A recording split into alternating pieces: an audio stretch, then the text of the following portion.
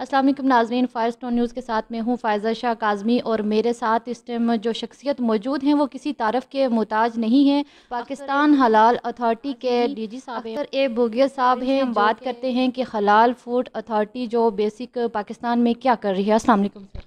वालेकुम अस्सलाम। पाकिस्तान हलाल अथॉरिटी 2016 में इसका एक्ट बना है पार्लियामेंट से, और इसके फंक्शन शुरू हुए हैं अगर मैं कहूँ तो 2020 से इस गवर्नमेंट ने। और गवर्नमेंट की अपनी अपनी प्रायोरिटीज़ होती हैं। इस गवर्नमेंट ने इसको प्रायोरिटी भी लिया है कि हलाल फूड सर्टिफिकेशंस और हलाल सर्टिफिकेशन को वो अपने उन्होंने अहमियत दी है, पूरी दुनिया की इकोनॉमी को और ट्रेड को मद्देनज़र रखते हुए। कि जो पाकिस्तान में अभी जो चीज़ें आ रही हैं, जैसे कि बच्चों का दूध हो गया, टॉफ़ीज़ हो गई हैं, और इनमें जो चीज़ें हैं, और इसमें हलाल फूड अथॉरिटी जो है वो कैसे इसको मैनेज कर पा रहे हैं? देखिए, हलाल अथॉरिटी का मकसद यही है कि जो हमारी जो कंज्यूमर्स हैं और आवाम है, उनको जब भी कोई चीज़ Pakistan Halal authority as a regulator certified होगी और वो उसके ऊपर पाकिस्तान हलाल अथॉरिटी का लोगो देखें, तो वो उसके ऊपर एतमाद करें और वो आंखें बंद करके उसे ख़रीद लें। इसमें उन्हें कोई शक शुबा ना हो कि इसके अंदर कोई हराम इंग्रेडिएंट होगा। यही मकसद है इस पाकिस्तान हलाल अथॉरिटी का, क्योंकि आप देख रहे हैं पूरी दुनिया के अंदर जो हलाल प्रोडक्ट्स हैं उनकी मांग में इजाफ़ा हो रहा है, और लोग ज़्यादा से ज़्यादा अश्योरेंस चाहते हैं कि वो जो भी चीज़ मार्केट से लें वो उनको सर्टिफाइड हो और वो हलाल हो। और चीज़ बताएं कि जो चीज़ बाहर से पाकिस्तान में आ रही है तो उसको आप किस तरह से उसका चेकिंग बैलेंस कर रहे हैं? देखिए, होता यह है कि एक होती हैं इंपोर्ट्स होती हैं, दूसरी होती हैं एक्सपोर्ट्स। अब जो चीज़ें पाकिस्तान के अंदर इंपोर्ट हो रही हैं तो उसका भी एक है, हम उसके ऊपर चेक एंड बैलेंस करने के लिए जितनी भी चीज़ें बाहर से आएंगी वो हलाल सर्टिफाइड होंगी। और उसके लिए हमने एक मैकेनिज़्म बनाया है जिसको भी थोड़ा इम्प्लीमेंट होने में 6 से 8 माह लगेंगे। और उसके अंदर होगा ये कि जो भी प्रोडक्ट होगा वो बाहर से सर्टिफाई होके आएगा, उसके ऊपर क्यूआर कोड होगा। अब अपने मोबाइल से कंप्यूटर से जब भी उसका क्यूआर कोड, उसको जब आप उसको करेंगे स्कैन, तो आपको पता चल जाएगा कि वो प्रोडक्ट हलाल है, उसको हलाल सर्टिफाई किसने किया है, वो बना कहाँ पे, कब बना है, और उसके अंदर इंग्रेडिएंट्स क्या हैं। और इसमें असल हमने जोर दिया पैकेजिंग के ऊपर भी। हर चीज़ पैकेजेस के ऊपर डिक्लेयर्ड होगी कि इसके लवाजमात क्या क्या हैं, आया उसके अंदर तो कोई हराम अंसर नहीं है। तो सर क्या कोई ऐसा वाक़या भी पेश आया है कि बाहर से कोई चीज़ इंपोर्ट हुई हो और उसमें जो है हराम की कोई ऐसी चीज़ चली हो और उसके ऊपर आपने एक्शन लिया हो? देखिए, ऐसा होता नहीं है बेसिकली, क्योंकि जितनी भी दुनिया की बड़ी बड़ी कंपनीज होती हैं उनके तो बिलियंस ऑफ डॉलर्स स्टेक पे होते हैं, तो वो इस तरह से चीज़ें होती नहीं हैं, उनकी सारी चीज़ें डिक्लेयर्ड होती हैं। लेकिन ये क्योंकि आवाम को तो पता है नहीं, तो ये हमारे इदारों का काम होता है इस चीज़ को अश्योर करना कि जो भी बाहर से इंपोर्ट हो रही है या जो एक्सपोर्ट हो रही है वो हलाल है और उसके अंदर कोई ऐसा आंसर है नहीं। बाकी बातें बहुत होती हैं, जैसे मीट के बारे में और दूसरी चीज़ों के बारे में, लेकिन सच ऐसा कुछ है नहीं। लेकिन हाँ, बिल्कुल, अगर कोई कंप्लेन आती है कि किसी इस तरह के मसले के ऊपर, तो बिल्कुल पाकिस्तान हलाल अथॉरिटी उसको देखेगा। तो पाकिस्तान में आपके जो नुमाइंदे जहाँ पे जो मार्केट में विज़िट कर रहे हैं उनको देख रहे हैं, तो वो किस किस इलाके में हैं इस वक्त? पाकिस्तान हलाल अथॉरिटी अभी बनी है, अभी तो हम उसके रूल्स वगैरह बना के अभी हम रिक्रूटमेंट के प्रोसेस में है। तो पहला ऑफिस हमारा अभी ये इस्लामाबाद का है जो तकरीबन इस्टेब्लिश हो चुका है। इसके बाद हम जा रहे हैं जितने भी हमारे पाकिस्तान के बिग सिटीज़ हैं, कैपिटल सिटीज़ जो हैं, उनके अंदर सारी सिटीज़ के अंदर इसके ऑफिस खुलने। तो वंस वो सारे नुमाइंदे वहाँ बैठेंगे, यहाँ फिर हम सारे पाकिस्तान में हर शहर के मसले को एड्रेस कर सकते हैं। चीज़ और बताएं कि मार्केट के अंदर आप हलाल फूड अथॉरिटी को किन किन मुश्किलात का सामना है?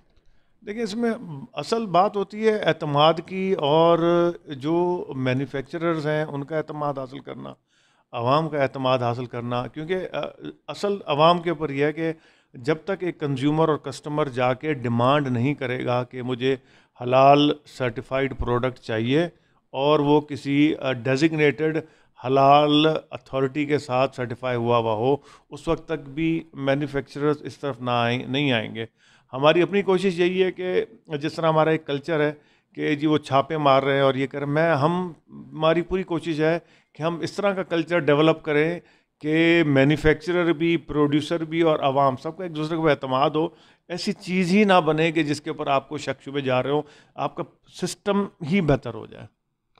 और अभी तक जब इस्लामाबाद में जितना जो आपको वर्क आपने किया है, इस वर्क के दौरान आपको मार्केट के अंदर कितने केस जो हैं लीगल और इनलीगल जो हैं आप फेस किए हैं आप लोगों ने?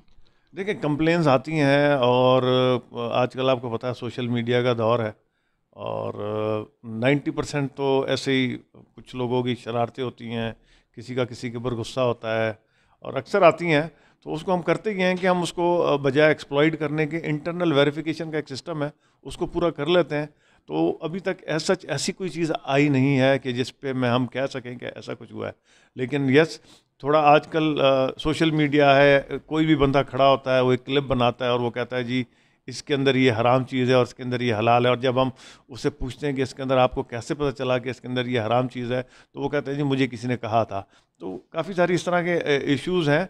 हमें जब भी किसी की हम बात करते हैं, हमारे पास कंक्रीट एविडेंस होना चाहिए।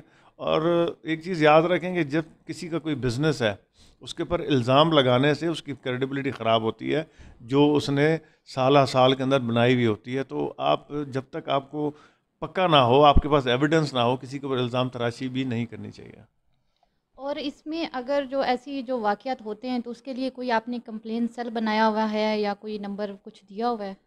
हमारे कंप्लेन सेल अभी नहीं बने। मैंने जैसा कहा कि रिक्रूटमेंट्स और ये सारी हमारी इन प्रोसेस में है, लेकिन उसकी सज़ाएँ, उसका तरीक़ाकार, वो सब हमारे एक्ट में दिया गया है। और मैंने रूल्स भी हमारे इस वक्त बन रहे हैं, तो वो सारी चीज़ें एक्ट के अंदर मौजूद हैं कि उनको क्या सज़ाएँ होनी चाहिए और क्या क्या हो सकता है, उसको कैसे डील करना है।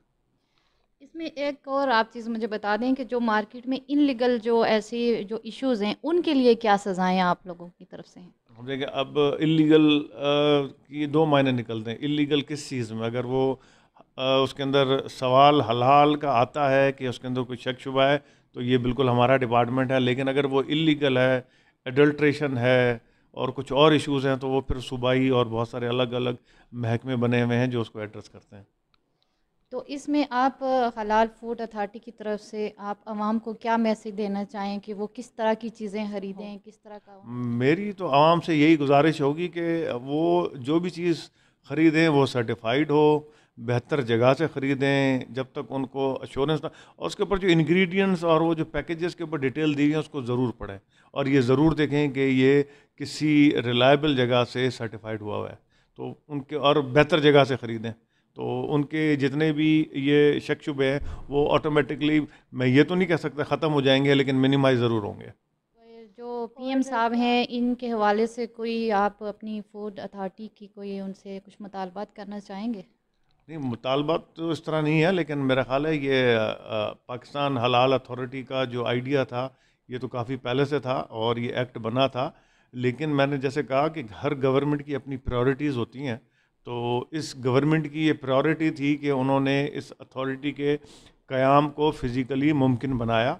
और मैं आपके सामने बैठा हूँ, मैं पहला डायरेक्टर जनरल हूँ जिसे अपॉइंट किया गया है, और वो इसी गवर्नमेंट में किया गया है। तो इस ये शो करता है कि इस गवर्नमेंट की इंटेंशंस क्या हैं, पाकिस्तान गवर्नमेंट की इंटेंशंस क्या हैं, हलाल ट्रेड के हवाले से, हलाल प्रोडक्ट्स के हवाले से।